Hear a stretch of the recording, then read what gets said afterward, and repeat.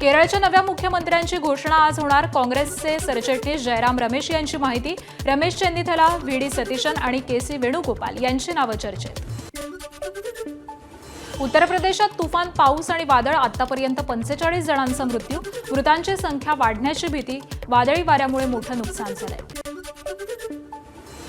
उत्तर प्रदेशामध्ये झालेल्या तुफान पाऊस आणि त्यानंतर झालेल्या वादळी वाऱ्यामुळे सर्वत्र हाहाकार. प्रतापगड, सीतापूर, रायबरेली, फतेहपूर आणि सोनभद्रमध्ये मोठं नुकसान. प्रयागराजमध्ये 17 लोकांचा मृत्यू.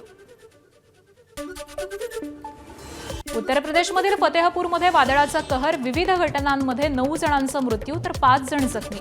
अनेक ठिकाणी झाडं आणि भिंती कोसळल्याचीही माहिती.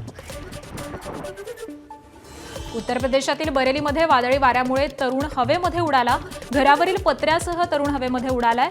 तर यामध्ये तरुणाचे हात आणि पायांना इजा झालेली आहे. व्हिडिओ व्हायरल होतोय. रॉयल चॅलेंजर्स बंगळुरूचा कोलकाता नाईट रायडर्सवरती 6 विकेट्सनं विजय. आरसीबीची पॉइंट्स टेबलमध्ये प्रथम क्रमांकावरती झेप. तर सलग 4 विजयांनंतर अखेर कोलकाताचा पराभव.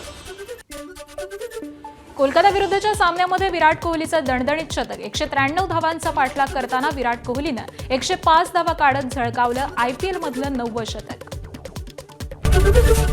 एबीपी माझा, उघडा डोळे बघा नीट.